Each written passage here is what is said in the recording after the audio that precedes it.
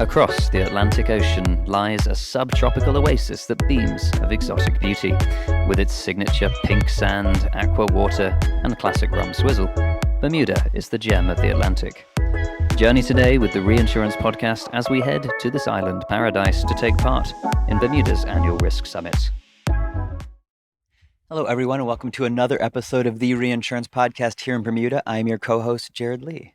And I'm Ben Rose, and with us now we have Joe Petrelli, the co-founder and president of Demotech. Welcome to the show, Joe. How are you? I am well. Thank you for having me. I'm glad to have you with us on this gradually more sunny day. It was pouring down with rain a minute ago. Not very Bermudian weather, but we're all here to talk about risk. We're here for the Risk Summit, and you yourselves are at the heart of that and have been for a long time as a ratings agency at Demotech. Could you give us a bit of an overview of how that all got started long ago and a bit of Demotech's history? Sure. I'll fast forward because we were incorporated September 9th of 1985. So I'll fast forward. Yeah. 1989, we actually became the first company to review and rate smaller, independent, regional, and specialty insurance companies. We were accepted by Fannie Mae single family, Freddie Mac single family to facilitate the acceptances of the mortgages that those companies insured. Today, we review and rate more than 460 companies, coast to coast, every line of business, Alaska, Hawaii, DC, and we're accepted for a wide variety of different accreditations and acceptances. Very exciting. And you had some news recently as well to share, I think, with. Well, thank you for that. Yes, we had several firsts in our background. We were first to rate the smaller companies, first to rate HMOs and preferred provider organizations, title underwriters.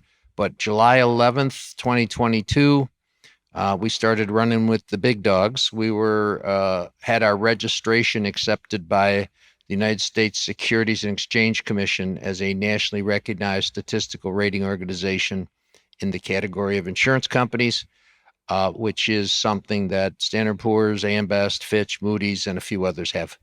Excellent. Very exciting. And you've always been sort of, at least the market broadly recognizes you as like the dominant rating agency for Florida, but you obviously do a lot more. You've covered a number of other states than that. So what when you sort of set out to found the business, what was the gap that you saw in the market? It was the small companies, but what was the challenge that the other agencies were having doing that? And how did you guys come in to begin to establish a rating for those firms? Yeah, Jared, thank you for that. I think the big difference between us and the others, and some of it's historical. If you look back at, Standard & Poor's or you look at Moody's, they were rating outside of the insurance industry. I think one began with a rating of railroads. Another began with a rating of something that also was not insurance. We were insurance professionals from day one. I'm an actuary. Sharon Romano Petrelli, my wife and business partner, is a CPCU, and she's been involved in the business. So when we looked at the smaller companies, the first thing we picked up on was you had to understand reinsurance because they don't have capital that of their own. They buy it by securing reinsurance. And so we began to review reinsurance treaties. We looked at the different types of reinsurance. We look at the program, and we call it the quantity and quality of reinsurance. Yeah. Quantity being how much and the type you bought, quality being who you bought it from. And so I think that's where because we were insurance people to begin with, we were able to look at the smaller companies and say, we understand your business model. Yeah, makes complete sense. And what do you make of the market at the moment? I guess we've had a lot of change recently, but well, I respect what the reinsurance market has done in the last several years. I think if I'm a reinsurer, if I want to be an excess of loss reinsurer, that means I do not want to be a quota share reinsurer. And so what's happened is the excess of loss pricing for CAT in particular has changed markedly. And by that, I mean, it's gone up because if you're a small company and you have a very low retention, I'm now a reinsurer playing down low, and I don't like to be there. So I'm going to price it so you're a little bit uncomfortable, but I'm going to make the money I deserve to make because I'm loaning you my balance sheet. So I get it. And so for the smaller companies right now, I think we're seeing rate increases as they right-size their pricing to get the reinsurance in there. But we think it's a good thing. At the end of the day, I think the expertise at smaller regionally focused companies, I think that expertise is underestimated. And so they will eventually absorb the pricing, and they will continue to satisfy the markets that, I mean, we've got one company we work with. They're the 9th oldest PNC company in the country. So, I mean, when you've been doing something for 180, 182 years, you pretty much know what you're doing. Yeah. Yeah. One would hope so. But that sort of founding journey, I think, it feels very familiar to us, where people who've come from other industries and try to just apply those learnings to the insurance sector or reinsurance sector. And actually, there's a huge advantage by being able to understand like the specifics and nuance for how this industry operates. In your case, where capital comes from, how you actually access it. It might not be just purely on your balance sheet. It might be, reinsurance as capital or retro as capital. So understanding like the foundational workings and mechanisms of those types of things and what that means then for this financial stability of an organization. How have you seen is sort of like the cycles of reinsurance, the hard and soft market? How have you seen that moving over the last several years, and what does this current market feel like to you compared to previous hard markets?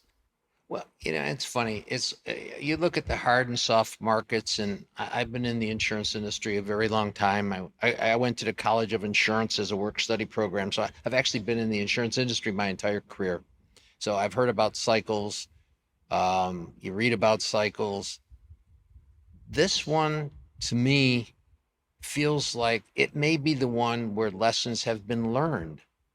It's like the recalcitrant child that, eventually learns to put their clothes in the hamper or whatever mom or dad's been telling them to do. So I think this one's a little different. And I think part of the reason it's different is, and I think we'll probably get into it, what we're calling tech-enabled claim instigation is been accentuating this particular cycle. And I don't think the tech-enabled claim instigation is going to go away. So I'm hopeful that this was putting us a little closer to a rationality that moderates cycles, or I won't say eliminates them because I'm a realist, but hopefully there's some moderation in that pricing and availability. And in terms of the industry managing to attract new capital, do you think it needs new capital? Do you think it should be able to attract capital at the moment?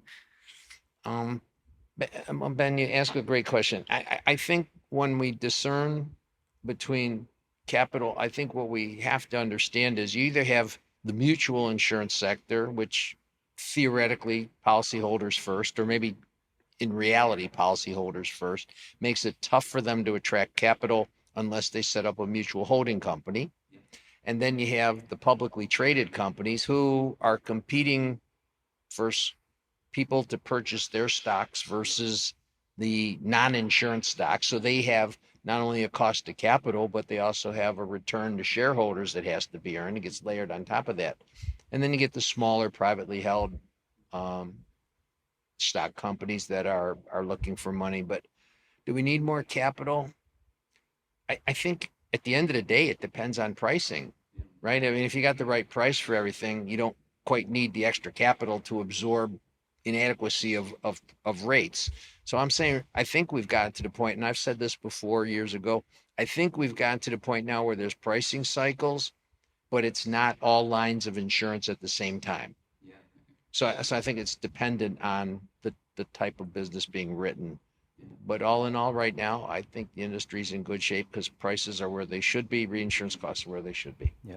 Well, I think when we talk about this on a couple other episodes and conversations today, but you're right, it feels this time one of the differences is that even though there's sort of capital to deploy, there's a level of interrogation that the reinsurers are applying to cedents they're looking at, and how much capital they give to those cedents, like the pricing they're willing to take, and being willing to turn away sort of risk if it doesn't make those terms fit. So I think you're seeing this adjustment, and you're right, the cedents at the end of the day are beginning to calibrate themselves and going, okay, this is the world that we're going to be in now.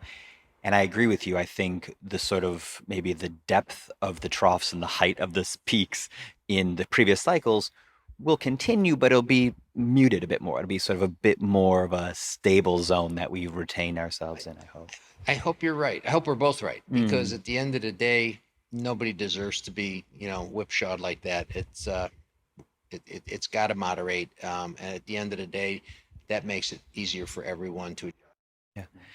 And with the Risk Summit here, what are the things you're looking to get out of this summit? Is it working alongside like insurance commissioners, alongside reinsurers? What are the primary objectives for you and the Demotech team? I got to put in a plug for the Bermuda Risk Summit because we were here. Demotech was here for the inaugural one. We're here now. We'll hope to keep coming back. But I really do think that the regulatory framework in Bermuda and the thought leadership and the willingness to listen and the participative approach of regulators and even parties that disagree with one another to try to reach consensus. I really do think that what they've done with property catastrophe reinsurance has been all but a miracle. And so I just enjoy coming here because it's just nice to see everybody rowing in the same boat. Yeah. Absolutely. And as you go out there into the floor and network with people and chat away, what are the main themes coming out as people chat? And which ones do you think are going to be the most important for the year ahead? I think the two things I've heard about are recruiting talent and the introduction of AI. Yeah. And from my perspective, they are not unrelated, as I talk like an actuary. But I think the dilemma we run into as an industry is everybody talks about the graying of the insurance business and people retiring. But what you also read about is that 30 to 40% of the jobs in the insurance industry might be replaced by artificial intelligence. And so I'm thinking to myself, what person would want to go into an industry where 30 to 40% of the jobs could go away? So it seems to me that the two areas of recruiting talent and artificial intelligence kind of nibble at each other. But it's also really interesting because I completely agree with that. But you also have right next to it this nuance of if we don't embrace technology at all, there'll be people looking at roles that are like going to the big tech companies that are using all manner of new and emerging tech, and you come to insurance and you know that world exists, and you go, oh, so it's just my spreadsheet and my so we need to we need to find that balance where we leverage tech to attract talent, but also build an environment where there's roles to be had and interesting things to do. So you're right. The talent sort of challenge the industry faces is a really nuanced one, but it's one I'm excited to see how we tackle. So Roya Wright just spoke from Global Risk Manager for Amazon, and she just spoke about the fact that you not only want to attract the talent, but then you must have a track within your company to move them along quickly, because younger people and the current people, they're not going to wait 10, 15, 20 years to see what their career path is going to be. They're going to want to know kind of coming in what's planned for them and then move them along quickly. And I agree with her. You have to have not just the ability to attract talent. She said you have to have the ability to keep talent. Yeah, completely. So we talked about AI, we talked about talent. Are people talking about climate at the moment, geopolitics as well? How do you think the industry is coping with those macro trends? With politics or with climate? Climate, politics. No, let's talk about climate. Yeah. Let's talk about climate. I think I'm a firm believer that the dollars at risk today from either wildfires, hurricanes, tornadoes, you name it, earthquake, the dollars at risk today are phenomenal. And because the Floridas and the Arizonas and the coastal states are seeing that acceleration in property values, it's increasing whether there's a new home built or not. Yeah. Because the new home this year is, $350,000 and last year was $300,000. So I think we have to figure that out. The thing that I heard that I love and I believe in is making houses and buildings harder with changing construction costs and construction requirements and hardening of buildings. I believe in that. I've seen the Insurance Institute studies where you got one house and the fan in front of it's blowing at 150 miles an hour, and the other house is identical to it with a fan at 150 miles an hour, and one of them's been reinforced and the other hasn't, and one blows away and the other, a window breaks. So I think we have to embrace that.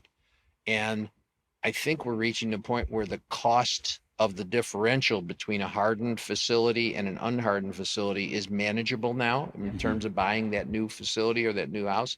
So I'd like to see more of that, and I don't know why we don't have it. But I also say this, and we'll transition. But I also am, maybe it's the actuary in me, I'm a firm believer it's going to be very difficult to see price decreases where you have a lot of labor involved and a lot of different supplies involved. So homeowners insurance, property insurance, commercial property insurance, I don't see, I see stability as moderate rate increases, not as decreases. But I think if the hardening programs work and we get that, like those would be the things that I think could drive down the end insurance cost to a consumer. If I have a hardened home, that is very unlikely to come down. The insurer be able to now go, okay, you don't have to pay in some parts of like Florida, like $7,000 a year for your insurance here. You have a more reasonable pricing point because the home is sort of proven to be more structurally sound, which will be an excellent result for us. Absolutely. I think everybody wins. Yeah. I mean, that at the end of the day, that's what we should be searching for, right? How can everybody win as opposed to how can I win? And and go back to Ben's question, I think that's kind of what I see in Bermuda. The discussion is about how's everybody win? Yeah. And collaboration seems to be a theme this week, which is very positive for how the industry rows in the same direction, isn't it? Yeah. There's a lovely theme to end on, perhaps. Bermuda, the place where hopefully everybody wins. Everybody. Joe, thank you, Joe. Absolute delight. Thank you for coming on the podcast. My pleasure. This is great. Thank you both. Thank you. Brilliant. Yeah. Thank you. Very, very